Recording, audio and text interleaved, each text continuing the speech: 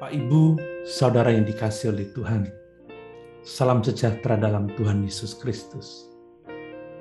Mari kita masih merenungkan firman Tuhan dari surat Kolose pasal 3 ayat 16-17.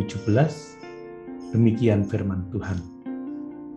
Hendaklah perkataan Kristus diam dengan segala kekayaannya di antara kamu, sehingga kamu dengan segala hikmat mengajar dan menegur seorang akan yang lain, dan sambil menyanyikan mazmur dan puji-pujian dan nyanyian rohani, kamu mengucap syukur kepada Allah di dalam hatimu.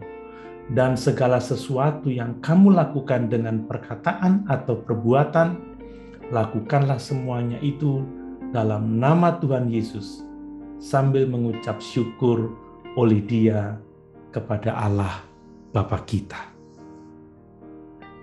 Kita telah belajar bahwa selain mencari kebahagiaan melalui membangun keadaan yang baik di dunia ini, kita harus melangkah lebih jauh, yaitu mencari kebahagiaan di dalam Tuhan. Sebab kebahagiaan yang kita peroleh dari keadaan baik dalam hidup kita tidak aman. Sewaktu-waktu kita bisa kehilangan semua yang baik yang ada pada kita karena hal-hal yang tidak dapat kita kendalikan. Tetapi kebahagiaan di dalam Kristus itu kekal. Dan itu adalah kebahagiaan yang sejati. Kita telah belajar bahwa kebahagiaan di dalam Kristus itu kita miliki saat kita memiliki kehidupan dalam ibadah atau penyembahan kepada Tuhan dengan ucapan syukur. Dan pada kesempatan ini, saya mau mengemukakan bahwa penyembahan yang penuh dengan syukur itu membutuhkan kehidupan yang dipenuhi dengan perkataan Kristus. Kita membaca tadi, Rasul Paulus mengatakan, hendaklah perkataan Kristus diam dengan segala kekayaannya di antara kamu. Kalau kita ingin berbahagia di dalam Kristus, kita harus menyembah Dia dengan penuh ucapan syukur. Dan penyembahan yang penuh dengan ucapan syukur itu melibatkan pikiran yang dipenuhi dengan perkataan Kristus. Perkataan Kristus di sini menunjuk pada ajaran Kristus dan mengacu pada ajaran tentang Kristus. Dan itu adalah seluruh Alkitab. Alkitab itu menunjuk kepada Kristus. Bapak, Ibu, Saudara yang dikasihi oleh Tuhan, ungkapan perkataan Kristus hanya muncul di dalam ayat-ayat ini.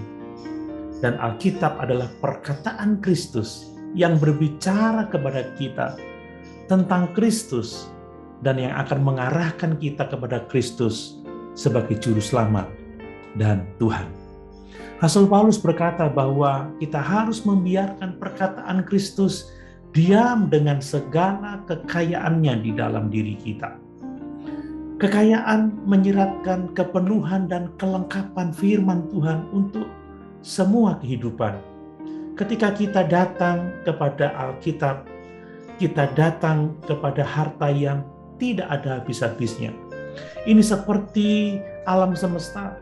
Semakin jauh kita memikirkan alam semesta, semakin kita melihat bahwa alam semesta ini tidak ada ujungnya. Ada miliaran galaksi yang masing-masing berisi miliaran bintang. Semakin kita menggali ke dalam Alkitab, semakin kita menemukan betapa sedikitnya pengetahuan yang kita miliki. Dan ada begitu banyak hal yang harus kita pelajari dari kebenaran firman Tuhan. Membiarkan perkataan Kristus tinggal dengan segala kekayaannya di dalam hidup kita juga menyiratkan bahwa kita membutuhkan persediaan firman Tuhan yang berlimpah-limpah. Untuk itu kita harus siap untuk firman Tuhan. Kita harus semakin banyak makan makanan rohani, yaitu kebenaran firman Tuhan, supaya kehidupan kita semakin sehat. Bapak, Ibu, Saudara yang dikasihi oleh Tuhan, kata-kata diam di sini berarti bahwa kita hidup di dalam Alkitab, sehingga Alkitab hidup di dalam diri kita. Saya dapat mengunjungi rumah Bapak, Ibu, Saudara sekalian, tetapi saya tidak tinggal di sana. Tinggal berarti itu adalah tempat yang selalu saya datangi setiap hari. Saya nyaman di sana, saya akrab dengan rumah saya, dan disitulah saya mendapatkan perlindungan dan beristirahat. Semua yang tersirat dalam konsep tinggal di rumah seharusnya benar-benar terjadi tentang kehidupan kita tinggal di dalam firman Kristus, dan firman Kristus berdiam di dalam kita. Kemudian kata-kata di dalam kamu itu berarti bahwa Paulus tidak berbicara di sini hanya tentang diri kita masing-masing, tetapi dia berbicara tentang perkataan Kristus yang tinggal dengan kayanya di dalam gereja, di dalam persekutuan orang percaya.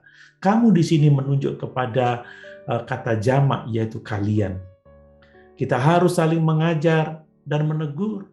Dan untuk melakukan ini, kita membutuhkan firman Tuhan secara pribadi yang berlimpah-limpah. Sehingga pada setiap persekutuan kita, maka firman itu meresapi kehidupan kita, sehingga kita bisa saling menasihati dan saling menegur di dalam kebenaran firman Tuhan.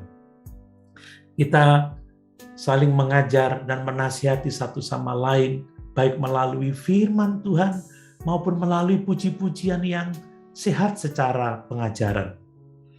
Itulah sebabnya kenapa kita harus menyanyikan lagu rohani yang baik, yang berisi pengajaran firman Tuhan.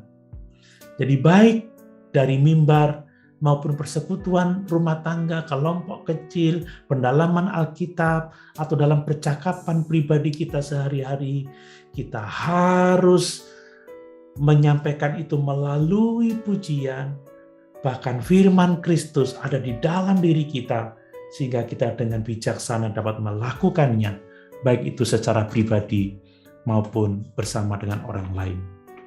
Ini berarti bahwa kebenaran firman Tuhan sangat penting untuk penyembahan kita. Tujuan kita belajar Alkitab adalah penyembahan. Tuhan Yesus memberitahu seorang wanita yang ada di sumur itu bahwa Allah mencari orang-orang yang menyembah Dia, menyembah dalam roh dan kebenaran.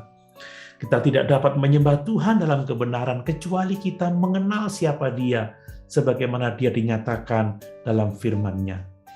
Ibadah yang benar, penyembahan yang benar bersandar pada pengenalan akan Tuhan yang benar, seperti yang dinyatakan dalam firman Tuhan. Tanpa kebenaran firman Tuhan, semua perasaan kita di dunia ini salah arah dan sia-sia. Penyembahan yang penuh dengan syukur dimulai dengan melibatkan pikiran kita dengan firman Kristus. Kalau pikiran kita, hati kita, hidup kita penuh dengan firman Kristus, maka kita akan penuh penyembahan kepada Tuhan dan mengucap syukur kepadanya. Dan disitulah kita mengalami kebahagiaan di dalam Kristus. Haleluya! Tuhan Yesus memberkati.